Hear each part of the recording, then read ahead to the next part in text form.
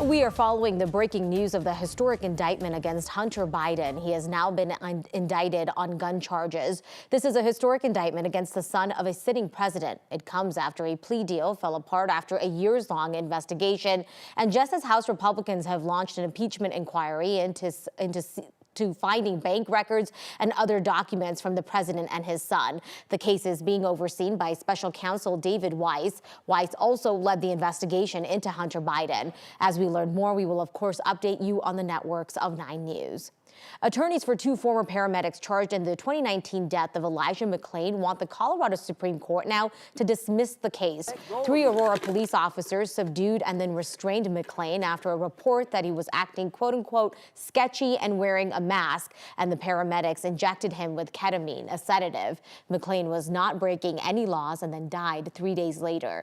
The paramedics filed a motion with the state Supreme Court arguing the Colorado Attorney General doesn't have jurisdiction over the case. The AG was brought in after the Adams County District Attorney declined to file any charges. It's not clear how quickly the court could rule, but it is worth noting any decision by the Supreme Court would also affect the cases against the 3 officers. 2 of them are set to go on trial next week. We are now learning about a deadly accident involving an Adams County Sheriff's Office deputy and a pedestrian. This accident was early yesterday morning, just before 3 at Federal and 58th Avenue. The deputy was traveling northbound when they hit someone in the road. They did stop to give medical aid to that person. That person did pass away. The 17th Judicial District Critical Incident Response Team is now investigating. And happening later today, a Marine killed during a military drill in Australia will be coming home to Colorado for the last time.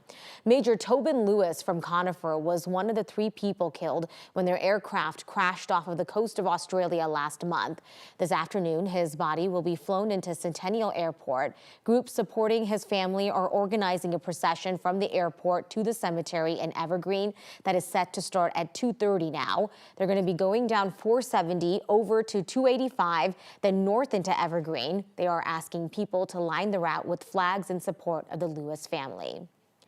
It is just afternoon on your Thursday afternoon. Taking a live look at Greeley right now. Definitely a little bit of a cloudy start to the day, but it is still going to be an absolutely gorgeous fall day for us. Taking a live look over Denver. We're also watching for a little bit of rain later tonight. We're going to head over to Chris for a look at the forecast. Honestly, it's just been absolutely gorgeous. I know it's not exactly sunny, but it's just so pleasant to be outside right now. It has been. And by the way, this weekend, next week looks gorgeous. I mean, chef's kiss weather for the early part of next week. But today, we are, as you mentioned, Nusha, it may be more than a little bit of rain, especially south of town. We could get a pretty decent little drink of water here as we head over the next 24 hours or so. And up here, Loveland ski area, heads up, some snow, likely above 10,000 feet in elevation. This evening and this morning, we actually had some thunder snow up by Round Mountain north of Steamboat Springs. Now, for the next few hours, we're talking about showers and storms after about 2 o'clock here in the metro area.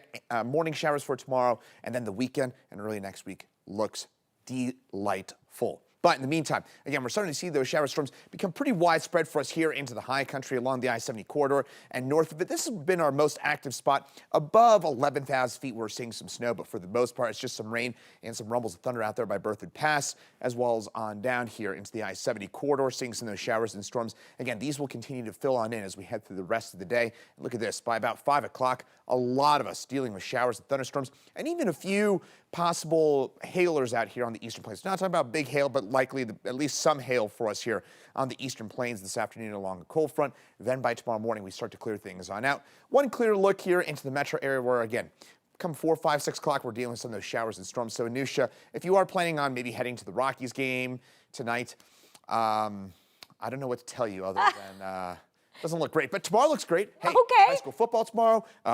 Buffs game on Saturday looks awesome. Sunday, Broncos game looks great, but the Rockies game tonight, womp womp. Womp womp. Oh, no, well, at least people are warned so they can plan accordingly. Exactly. Thanks so much, Chris. I appreciate it.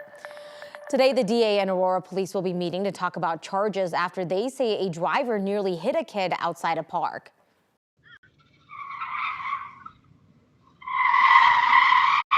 This happened Tuesday morning just outside Aqua Vista Park in the neighborhood south of Quincy Reservoir. Video from a neighbor's camera shows the driver nearly hitting someone in the street. Investigators say that was a child running away from the car. Police say the driver nearly hit other kids as he took off, but that part was not caught on camera.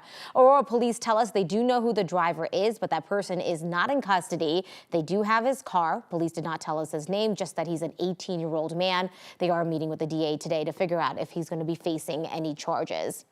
And a whole bunch of you have emailed us about this issue, getting caught in airport security. You're at the front of the line, but then your driver's license won't scan. Well, the TSA is now promising the problem is fixed for the most part. I can't be specific about what was going wrong, but I can tell you when it brought to our attention, we worked on it. TSA says for some reason their scanners just did not like Colorado licenses. Even after a couple of tries, the system would not accept some IDs as legitimate. Agents often ended up confirming travelers' identities the old-fashioned way, looking at your boarding pass and then your photo. The TSA says it updated the database of IDs so that most people should get through security just fine, but fortunately that's not the case for everyone. I'm happy to say that the Colorado issue is really not much of an issue anymore. There will be times when it doesn't work, but the vast majority of Colorado IDs can be read now. So if your ID does not work at one airport, it's not going to work anywhere. The TSA says you'll still be able to get on your flight. It just might take a little bit longer. And the best way to bypass the problem is to download Colorado's mobile ID on your phone. And this afternoon, we do have some more clarity on trial dates for President Donald Trump in Georgia. A judge has now ruled that Trump and 16 others will be tried separately. Two defendants, lawyer Sidney Powell and Kenneth Chesborough, will be starting their trials on October 23rd. That was after filing demands for a speedy trial. All are accused in an illegal scheme to overturn the results of the 2020 election. All have pleaded not guilty. And all 19 defendants are charged with the subversion results of the 2020 election. And we will, of course, continue to keep you updated as we learn more about those trial dates. Former President Trump is interested in making changes to the classroom if he does become president again. In a new campaign video, he says he wants to shut down the Department of Education and have state governments, quote, run the education of our children. The Education Department became a cabinet-level agency in 1980. And according to its website, the federal agency says it plays a leadership role in how to improve the learning process. But states and school boards already have the ability to supersede the Education Department. Trump also announced another educational priorities that includes greater access to student internships and prayer in public schools.